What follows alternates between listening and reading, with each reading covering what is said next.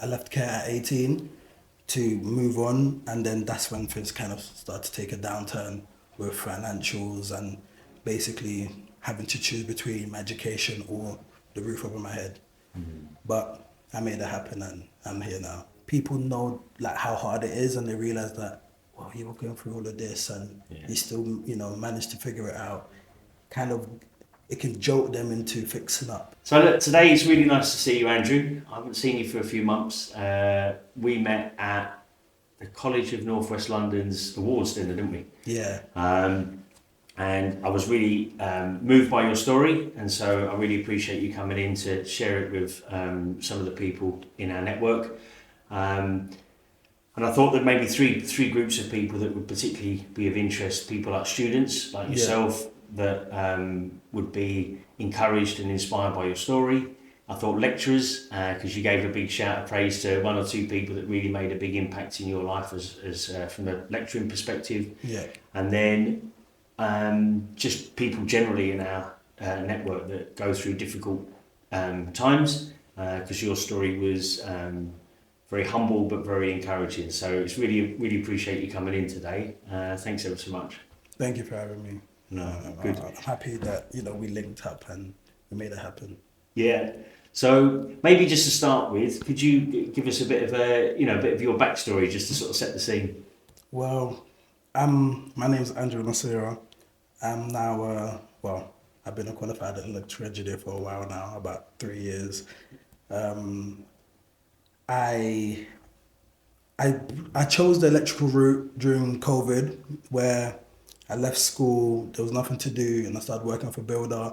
So I did everything: plumbing, roofing, tiling, everything. And then I kind of swung more to the electrical side. Then I went to college, and that was really good. And then during my college years, when I was leaving, I left care at 18 to move on. And then that's when things kind of started to take a downturn with financials and basically having to choose between my education or the roof over my head. But I made it happen, and I'm here now.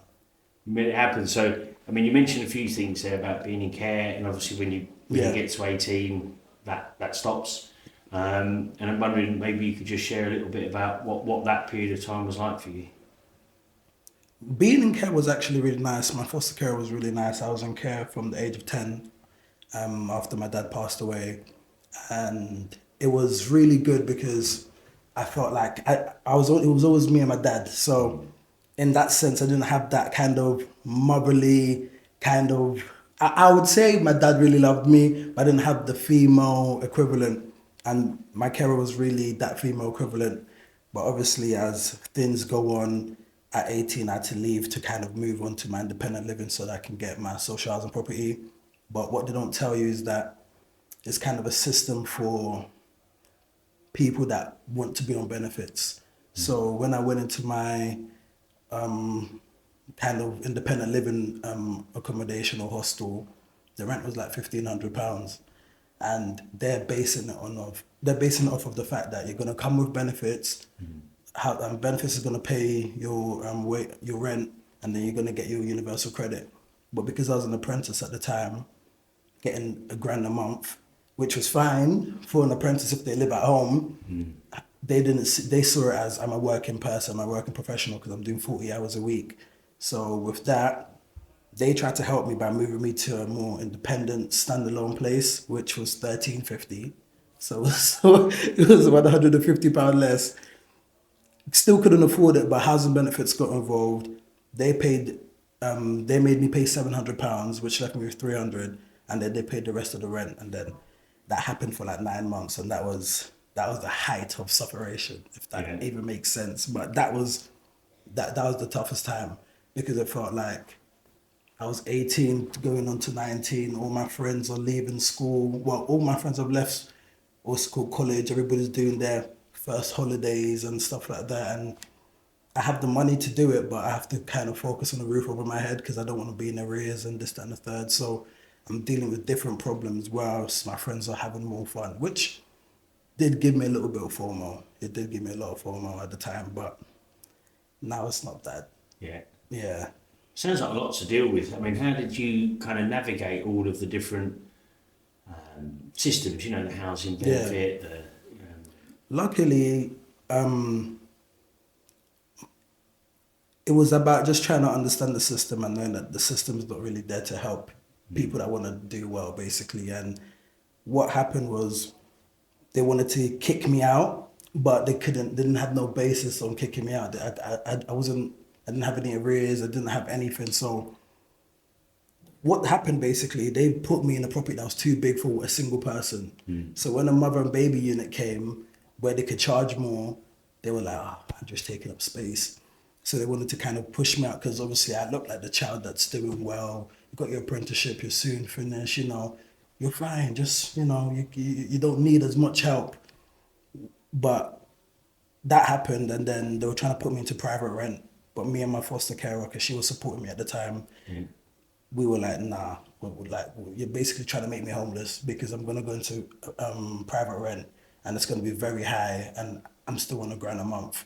So what happened was, luckily I think it was my support worker, or my housing support worker, found Centrepoint, and then they had this new model called the Independent Living Program, where you basically live in a accommodation, small. For me, it was a new establishment, like a long container, but it was like a really nice long container, and you pay a third of your wages in rent. So that allowed me to basically, I was paying about £350 or £400 in rent, and that allowed me to save. I used the saving money to basically upskill myself. I got my driving license at one of my first holiday, and I only stayed there for 9 months because I was still bidding for my social housing property, but I kept on bidding and bidding, and then I left. And then the year that I left was the year I qualified in 2024. So I know you mentioned you've done a bit of work for Centrepoint. That was a big support for you. Yeah, they supported me with the initial kind of financial break because I was already working hard. I already had the apprenticeship. I already had the drive to do better. But the things around me were just kind of knocking me down and knocking my confidence and just making me feel like, you know what, if I just do cash in hand and just get my rent paid for me and I get universal credit, initially I'll be better off. But long story short, I wouldn't be a qualified electrician right now. Yeah. Yeah, so they helped with the initial financial burden of having a roof over your head and making sure that you're secure, you're safe, and you can still work. And the model for me worked because a third of your wages in rent, you have a lot more money to just save. Even if it's whatever your wages is, a third of it, yeah, you're good.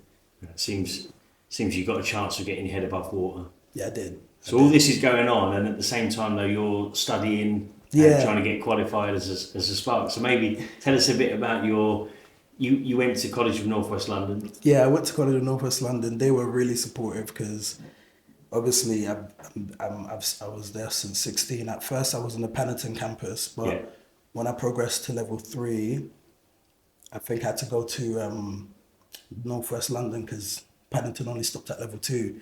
So that was good for the first year until the housing stuff. And then obviously I have assessors that have to come and see my work whilst I'm doing my apprenticeship, and there's time restraints, you have to do your portfolio, this, that, and the third. And it was very, for me, I didn't want to go out and air my business and be like, oh, I'm going through this housing thing, and it just felt like like I'm crying wolf in a way. So I wanted to just kind of like, in a way, just go through it and just do what I needed to do until it actually got on top, and the college was on me saying, Andrew, you need to finish or we're going to have to, take you off the course because you're taking too long, this, that, and the third. And I did end up telling Stephen Kelly, one of the, I think it was, at that time, it was part of the apprenticeship team. So it was the apprenticeship team and Stephen Kelly about my situation. They took it on board. He gave me a bursary of £1,000 to kind of help because I was eligible for it because I was a care leaver. And he kind of was able to tell the college to leave me alone, but also tell me in a way, just try what you can to basically keep going on and finish, which I did, because when I went to Centrepoint, I used that time to basically just complete my portfolio and just do my AM2 and qualify. It sounds like Stephen was kind of a big support for you. Yeah, it was himself and the apprenticeship team. They listened, and in the most humble way, they cared. Like they knew I wasn't bullshitting in the most, I don't want to swear, but they knew I wasn't lying. And I think that was really kind of nice, because sometimes we know apprentices, a lot of people don't finish. Like my class of 30, I think only 5 of us are qualified now. Yeah. And it's like, there's a lot of stories, there's a lot of this, that, and the third, and some of it just comes down to laziness. But I think because he saw that I actually was getting good grades, I was coming on time, I was doing the work, but I had to focus on more pressing matters, he was able to actually take the time and really try and advocate for me, and really just let the college kind of ease me, basically be all right. Because it wasn't the college's fault, it's just they know that if I don't finish, next year's cohort or next year's class is going to be less, because it looks like nobody's qualifying. Yeah. So it was just about just making them, they really cared, basically. They really cared, and I appreciated them for that. And you mentioned in your speech, I think it's a lesson for a lot of men in construction, because a lot of people will just say, I'm fine. Yeah. But you actually reached out to Stephen and confided in him and spoke and shared what your situation was. I think it was good, because for me especially, when sometimes it's like when you let life happen to you so much, you just end up just thinking, you know what, nobody cares, it is what it is, just get on with it, because life is unfair to everybody, everybody's going through their own struggle, which is true. But there's sometimes where you just need to speak to somebody and let them know, even if it's not to have pity. I didn't ask them for pity, I just asked them for time. Yeah. That's all I needed. I didn't say, okay, cool, like I'm gonna have to take a 5-month break from the course and this, that, and the third. No, I just wanted just extra time so that I can sort myself out and do my MVQ. And I think when you have that type of drive, there was no failure that was gonna happen. Like I passed first time, my driver license, I passed first time. There was no extra money to like retake this. So it was kind of like he made the right bet, and I really produced my flowers, so yeah, it was all right.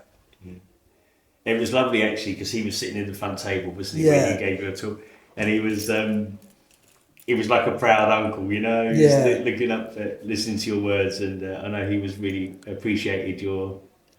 He was there when I won the Apprentice of the Year in 2025 from World Skills, and he's always been there. Like he's always, in a way, he's checked up on me on how's work going, like if God forbid I wasn't in employment tomorrow, I could call him and he would try to find something, or he would try to talk to people and try to find something. And he really has my best interest at heart, and I always try make him know that I appreciate him, because he's also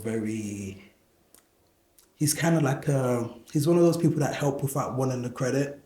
And those are the best people, I think. So I feel like when somebody like that comes along, they do deserve their flowers in person. I don't want to wait until he retires or this, that, and the third and say, Stephen helped me out. Like, I want to make him know that, you know what, at that moment in time, which in my short 22 years of life, that was probably one of the worst moments in my life. Yeah, he was one of the best support systems. Him, my employer that I was working with I'm still working with him, my foster carer, like, they were really good to me. And even though they're a bit closer because I see them almost every day, but Stephen was one of them in the academic sense. And I know beforehand you met one of the guys that did some work experience here. Yeah. And he had kind of mentors and people that helped him, and he went away and he's come back. And I think all of us in life, you know, you've got your own resilience and your determination, but we do need support sometimes from people. And it's nice that now you're not old, you're 22, but you're already looking back and helping people like Centrepoint, aren't you, with some of the work that you do with them? Definitely, because I feel like I'm just trying to be a good form of representation. I'm just trying to come out my comfort zone. I don't really like talking about what I've gone through. Well, before, I didn't really like talking about what I've gone through, this, that, and the third, but I feel like, in a way, even if one person can hear it and know that, you came out the other side, and even like all my electrical peers that know what it takes to be actually qualified and have that gold card and do the further education and get like your 2391. When people know like how hard it is and they realize that, well, you were going through all of this and you still, you know, managed to figure it out, kind of, it can jolt them into fixing up, and I feel like it's good. And I also feel like it's also good to just know that everybody's going through something, and you have to just be resilient, yes, but it's okay to talk to people. It's okay to talk to people that you trust, I would say. You don't want to be airing out your business to everyone and to anybody, but like, talk to people you trust. It's good to actually say those feelings, because sometimes when you bottle it in, it could come out in anger. And that, sometimes it did come out in anger for me, where like frustration just got the better of me sometimes, and I was just feeling to pack it all in the sense of like, there's no point being an electrician, I'll just do something else, I'll just do this, you know. There's a lot of stories of people that didn't go there, you know, this path. But sometimes, even if you don't want to be an electrician or whatever you're doing right now for the rest of your life, for me, it was just about finishing what I started. And because I did that, I knew that, okay, whatever comes in the future or whatever difficult challenges might come in the future, it's not going to be as hard as that is. Well, it might be harder because life might happen again, but it's not going to be as bad as that moment. And you shared some nice thoughts, I think, to your fellow students when you opened the awards with your talk about what you just said, really, that sometimes it is difficult. Do you remember what you were... I think I was saying along the lines of like, we all go through something, and I think it's like, that's what kind of makes us all special. Nobody's not just gone through anything. Sometimes it's not about this kind of struggle Olympics of you went through that and this, that, and that. Everybody's struggle is unique and different to them. It's the same way grief is. Like, if I lost, after losing my dad, my grief might be different to you losing your dad. It's the same type of situation, but it's very different. And I think just being able to talk to people that you trust and just, you know, speak about your feelings is the best thing possible. It's the best thing. And just understanding that, you know what, some people do actually care. And I did get that in Stephen, because sometimes your academic, you know, teachers, you just think they're just there, they're just doing their job, but some people do actually care. Yeah, 100%.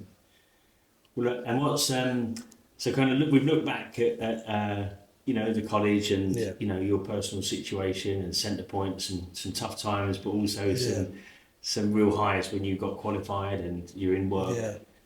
So what's the sort of future hold for Andrew? Well, when it comes to starting my own electrical business, I'm kind of in partnership right now with the person that trained me. So I'm basically up there, and I'm the person that basically signs off all the certificates now. So I'm the qualified supervisor. And right now it's just about upskilling myself so that together we can acquire more contracts and just do better. Because in my head, I did want to start like my own company, electrical company, but I was like, there's no point reinventing the wheel, where I could just refine the wheel that I already have and the relationship that I already have with the person that I trained with. And with other things, I might go into teaching and mentoring and even maybe a whole different business in a way. It's just because I've got my base now, which is my electrical work. It's like, I use that as a kind of, okay, it's never going to be bad, but I'm in rooms like this where, you know, I might have opportunity to just consult and this and the third, and, you know, I just want to be off the tools by 30 and see what happens then. I'm sure there'll be plenty of opportunities that come your way, and there'll be a lot of people that look at you and meet you as I have and feel inspired and encouraged, but also keen to work with you, because you're brave and you're courageous, you're hardworking, and thank you. And for me, that was it. I just wanted to share your story. I'm sure it'll encourage other people. I'm sure it'll motivate lecturers that are teaching. I'm sure it'll motivate students that are, you know, struggling hard or dealing with different things. And just all of us, it encourages us in the world of work. So just want to say, Andrew, thanks ever so much for coming in today. Thank you for having me. Thank you for listening to Inspiring Working Lives, the Morgan Hunt podcast, driving positive change and helping you to grow your career. If you've enjoyed this episode, make sure to subscribe so you don't miss the next inspiring conversation. For more insights, opportunities, and updates, head to morganhunt.com.